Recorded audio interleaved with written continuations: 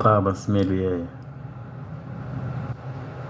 Pradėsiu skaityti šamanų pasakas.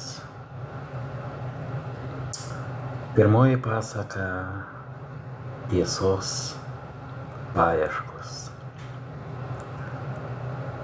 Papuolė išminčius į dangų. Kaip tu pragyvenai savo gyvenimą? Paklausė angelas. Aš ieškojau tiesos. Tai gerai, pagyrė angelas.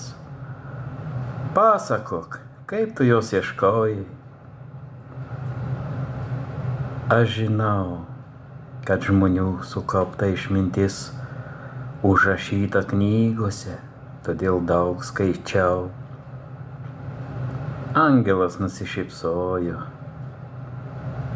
Dangiškos išminties suteikia religija, todėl studijavau šventuosius raštus ir vaikščiojau į bažnyčią. Angelo šviesa tapo dar šviesesnė. Aš daug keliavau, ieškodamas tiesos. Angelas palingavo galvą. Aš mėgau kalbėtis, diskutuoti su kitais išminčiais, juk tiesa gimsta ginčuose. Išminčius nutilo, o angelas staiga sumurmėjo.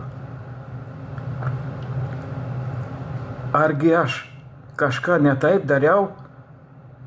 Nustebo išminčius. Viską tu darei teisingai, tik nieko dar nepasakei apie meilę, tarė angelas.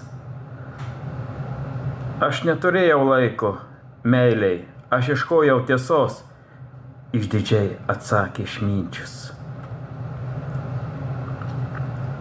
Ten, kur nėra meilės, ten nėra tiesos, atsakė nusivylęs angelas.